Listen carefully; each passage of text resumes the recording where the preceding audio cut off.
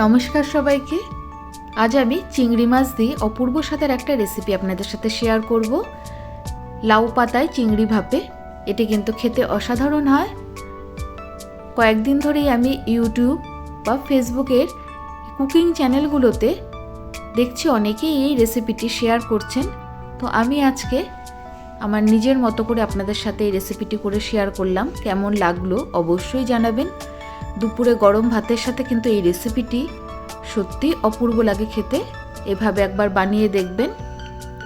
আমি 500 গ্রাম চিংড়ি মাছ ভালো করে ধুয়ে জল ঝরিয়ে রেখেছিলাম। এরপর আমি লাউ পাতাগুলোকে, যেহেতু দুদিন আগে আনা ছিল, লাউ পাতাগুলো একটু শুকিয়ে গেছিলো বলে আমি ভালো করে জল দিয়ে ধুয়ে একটা থালার মধ্যে মেলে রেখে দিয়েছিলাম। একটা মশলা তৈরি করে নিলাম। 1 চামচ কালো সর্ষে, 1 চামচ পোস্ত, 3 থেকে 4টে কাঁচা লঙ্কা, বড় চামচের 1 চামচ দই, হাফ বাটি নারকেল কোড়া, হাফ চামচ হলুদ গুঁড়ো, 1 চামচ লবণ, হাফ চামচ চিনি দিয়ে একটা খুব মিহি পেস্ট তৈরি করে নিলাম। এরপর এই সর্ষে পোস্ত নারকেলের এই পেস্টটাকে আমি চিংড়ি মাছের মধ্যে দিয়ে হাতের সাহায্যে খুব ভালো করে মেখে নিলাম। দিয়ে দিলাম ওপর থেকে বেশ খানিকটা কাঁচা সর্ষের তেল। সর্ষের তেল দিয়ে আমি মাছটাকে আবারও ভালো করে হাতের সাহায্যে মেখে নিয়ে 5 মিনিট মতো মাছটাকে রেখে দিয়েছিলাম।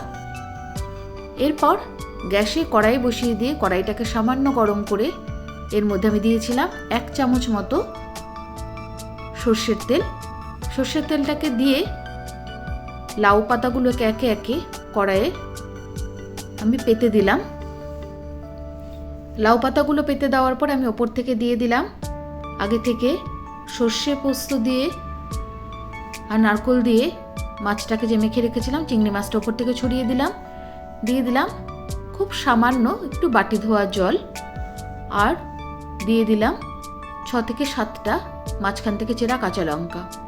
এরপর আমি আরও কিছু লাউ পাতা দিয়ে ওপর থেকে মাছগুলোকে ঢেকে দেবো। ঠিক এইভাবে করে ঢেকে দিতে হবে। মাছগুলো যেন সাইড থেকে বেরিয়ে না যায়, এইভাবে করে ঢেকে দিতে হবে। পুরোটা ঢাকা হয়ে গেলে গ্যাসের ফ্লেমটাকে একদম কম করে দিয়ে 12 থেকে 15 মিনিট মতো কড়াইটাকে ঢাকা দিয়ে মাছটাকে রান্না হতে দিতে হবে। এতে পাতাটাও সেদ্ধ হয়ে যাবে আর মাছটাও পুরো রান্না হয়ে যাবে। দেখুন মাছটা একদম তৈরি হয়ে গেছে। আমি মাছটাকে একটা থালার মধ্যে ঢেলে নিয়ে উপর থেকে বেশ খানিকটা কাঁচা সর্ষের তেল ছড়িয়ে দিলাম। এতে কিন্তু মাছের গন্ধটা, চিংড়ি মাছের এই কাঁচা সর্ষের তেলের গন্ধটা খুব ভালো হয়। রেসিপিটি কেমন লাগলো অবশ্যই